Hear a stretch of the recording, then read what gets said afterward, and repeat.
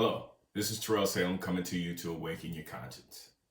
Today, I'm going to talk to you about things that you will want to do and will not want to do as we start to see our way through the pandemic that's here in the world.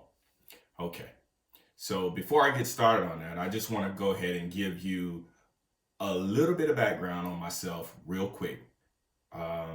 I've been in the real estate business since 2000. I've sold general real estate sales. I've worked for new construction builders.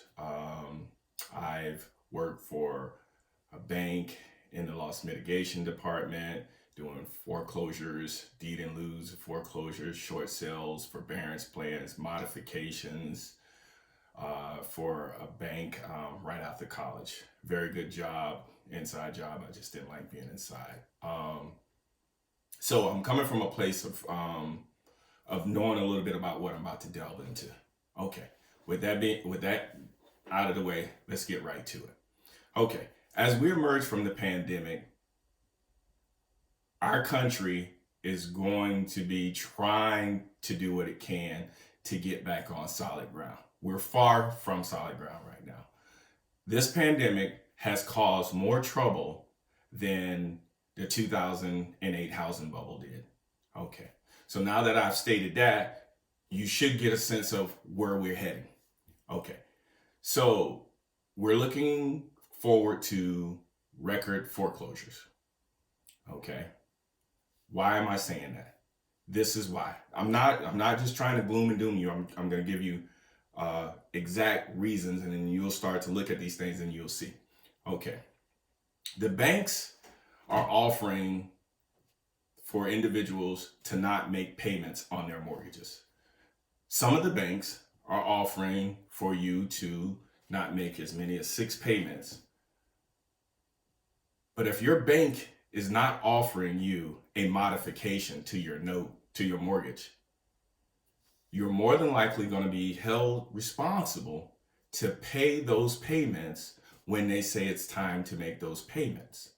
So that means that you'll end up with something like down the road, 2, 3, 4 months from now, a balloon mortgage, balloon payment, which means that all the payments that you didn't pay, you need to pay now to bring your mortgage current.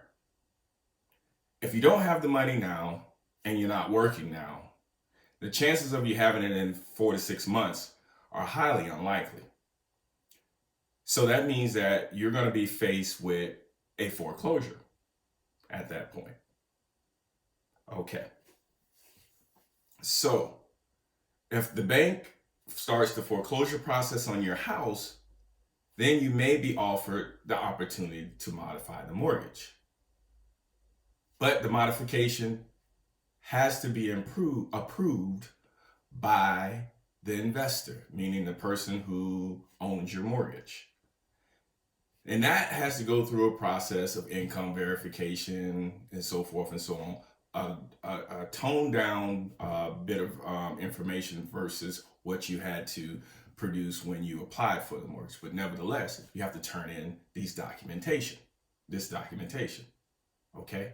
So you might not be able to get that worked out, which means you may end up going through a foreclosure process and ultimately losing the home. Or you can do a short sale on a home and hopefully not damage your credit as much as you would with a foreclosure.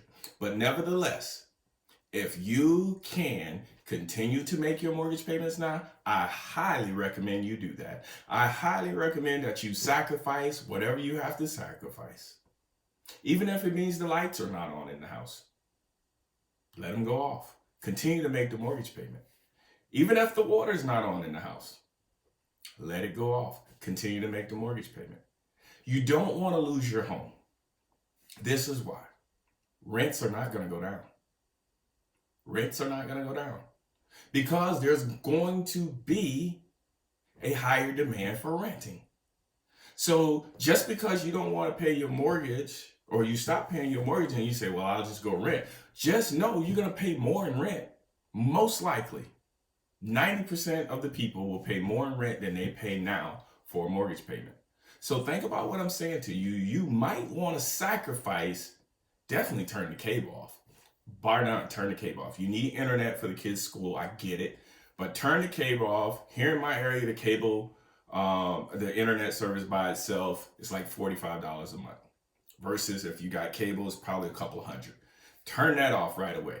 Continue to make your mortgage payments. Do not accept the bank allowing you not to make payments. It's nice that they'll do that for you, but no good deed goes unpunished. You will be held responsible, and it ultimately will result in you losing your home. Now, everybody's not going to listen to me, and I get it. Everybody's not going to listen to me because they don't want to be uncomfortable. But if you want to be successful in maintaining the ownership of your home, you have to be uncomfortable sometimes. Okay? Now, the foreclosures will start to pile up around November, December, January, February. They'll start rolling into the system because they're going to give you 6 months. So we're looking at somewhere around October, and then after that, they'll start with the foreclosures. But here's another problem. Generally, real estate sales are low during those times of the month. Inventory picks up a little bit in real estate. So October, November, December, not many people buy houses. Most people, families, they tend to buy their houses in the springtime, which is not where we are now, hopes to move in when school's out in June, July, and August. Okay? So that means that inventory is naturally high in the winter months. So that means that with new foreclosures hitting the market, inventory is going to be really high. Okay? That means that it will turn into a buyer's market. That means that sellers will not get the price for their homes that they want. Okay? That's what it means. That means that prices of homes will go down. So that brings me to my next point. No one should be making a purchase for a home right now.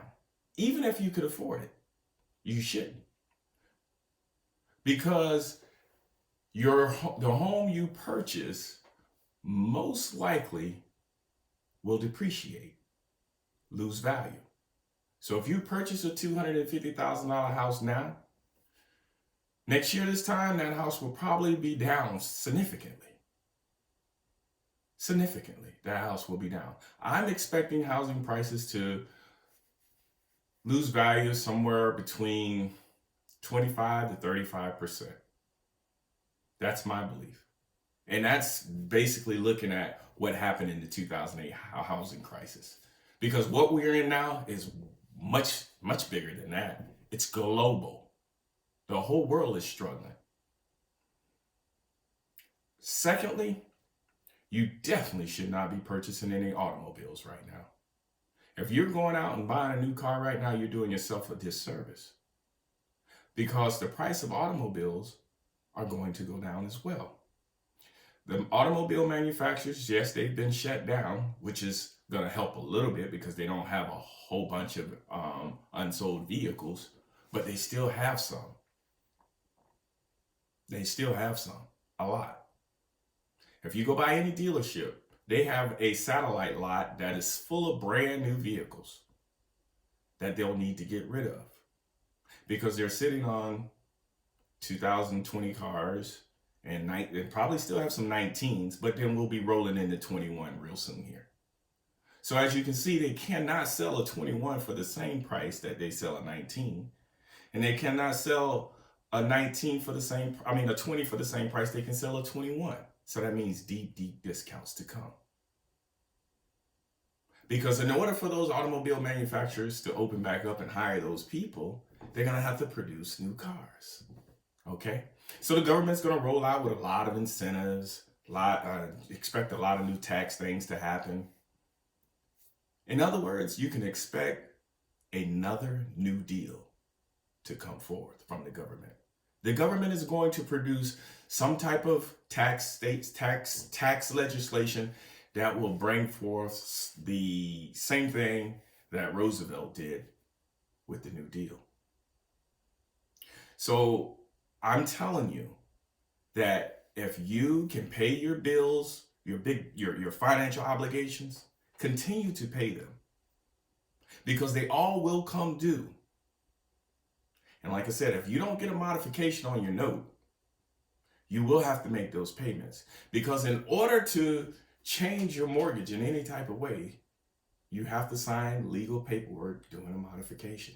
There's no other way to change anything within your mortgage other than to modify it. And if modification is not being offered to you or even being talked about, continue by any means necessary paying that mortgage because you do not want to damage your credit. Because this economy is going to produce some of the greatest opportunities in our lifetime. You will be able to buy and make moves of historic proportion if your credit's in the right place. So sit still, pay your bills, and be ready to take advantage of the opportunities that will come. Because we are in the largest transfer of wealth in the history of the world. More people will become millionaires and highly successful as a result of the pandemic. Hopefully, you can improve your financial situation from where it was pre-pandemic to where it will be post-pandemic. So please take my advice seriously. Do a little research. Don't buy a house right now. And don't buy an automobile. And second, and not second, but another point, please do not spend your stimulus checks that the government has sent you on something of a luxury. Hold on to it. Do something right with it. Pay your mortgage if you need to. But please don't spend it on material things. It is time to sacrifice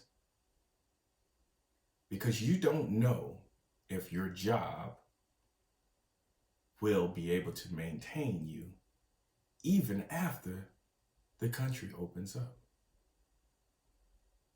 Okay? We will see historic changes. A lot of businesses were struggling before the pandemic.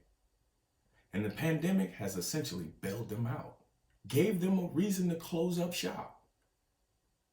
They won't open back up because the business wasn't doing well. They're going to move on. The owners are going to move on to other things.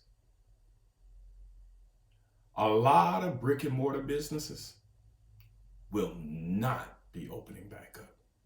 They will not. People have been forced to purchase online for the first time in their life, and they enjoy coming home and picking up their package and walking in. So they just will not go back to the store to get some of these things. So just know, commercial real estate is in trouble. Big time. Thank you. And this has been Terrell Salem, Awakening Your Conscious.